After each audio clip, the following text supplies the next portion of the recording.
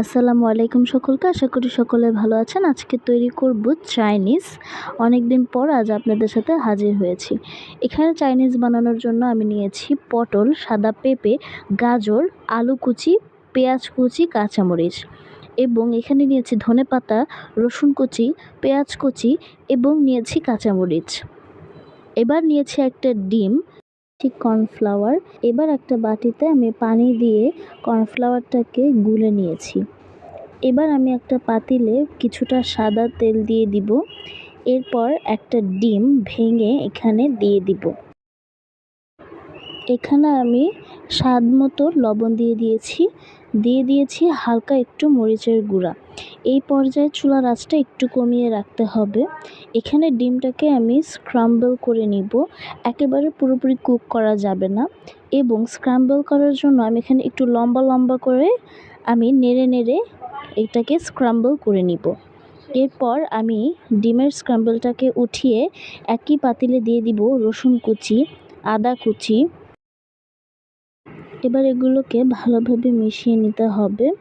মিশিয়ে নেওয়া হয়ে গেলে এখানে আমি দিয়ে দিব পেঁয়াজ কুচি।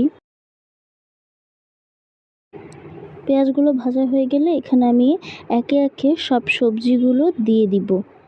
আপনারা আপনাদের পছন্দ অনুযায়ী যে কোনো সবজি দিয়েই এই চাইনিজটা তৈরি করে নিতে পারেন।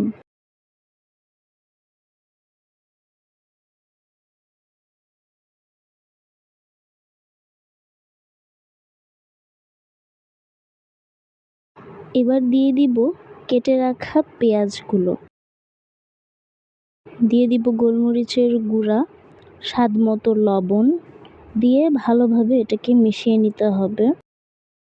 এবার এখানে আমি গরম পানি দিয়ে দিব।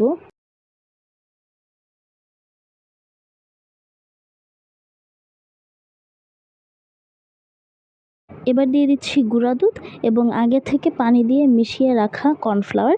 এটাকে একটু অল্প অল্প করে দিতে হবে। সব শেষে এখানে আমি ধনেপাতা ছিটিয়ে দিব এবং স্ক্রাম্বল এগগুলোকে এই চাইনিজে দিয়ে দিব।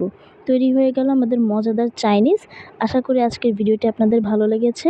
ভালো লেগে থাকলে অবশ্যই লাইক, শেয়ার, কমেন্ট এবং সাবস্ক্রাইব করতে ভুলবেন না। আজ এই পর্যন্তই। আল্লাহ হাফেজ।